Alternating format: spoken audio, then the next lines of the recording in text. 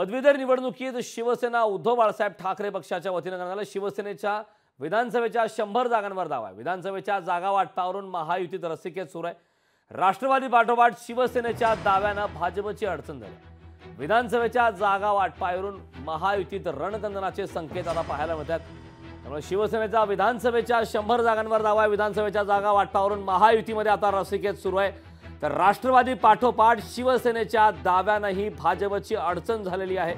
त्यामुळे विधानसभेच्या जागा वाटपाच्या आधीच आता महायुतीमध्ये रणकंदनाचे संकेत पाहायला मिळतात। त्यामुळे जागा वाटपासंदर्भात नेमका आगामी काळात काय घडामोडी घडतात, मोदी साहेबांना सांगा, शहा साहेबांना सांगा की मला 100 उमेदवार द्या, 90 आपण आमदार नाही निवडून आणलेत ते तुमच्या सांगायचे आम्ही हळून जाऊ। घ्या, मागून घ्या, होय शिंदे साहेब मागून घ्या आणि पुन्हा एकदा या 2-2.5 वर्षामध्ये आपण जे निर्णय घेतलेत। मला वाटतं की आता कोणाला किती जागा मिळाव्यात, भुजबळ साहेब काही वेगळं सांगतायत, रामदासजी काही वेगळं, पण मला वाटतं हा निर्णय तिन्ही आमचे नेते मिळून त्या ठिकाणी करतील। राष्ट्रीय पातळीवर आमच्या दिल्लीमध्ये त्या संदर्भामध्ये सगळ्याची चर्चा होईल आणि त्यानंतर तो निर्णय होईल। आता मागणी कोणाची काही असू शकते, पण शेवटी अंतिम याला जो स्वरूप येईल ते दिल्लीमधून त्या ठिकाणी येईल आणि सर्वांच्या सहमतीने होईल। काल रामदास कदमांनी जे काही स्टेटमेंट केलं की आम्हाला 100 जागा द्याव्यात, 90 जागा द्याव्यात, हे जे काही स्टेटमेंट केलेले हे नेत्यांचं असलेलं मत आहे आणि त्यांनी ते सीएम साहेबांसमोर मांडलं।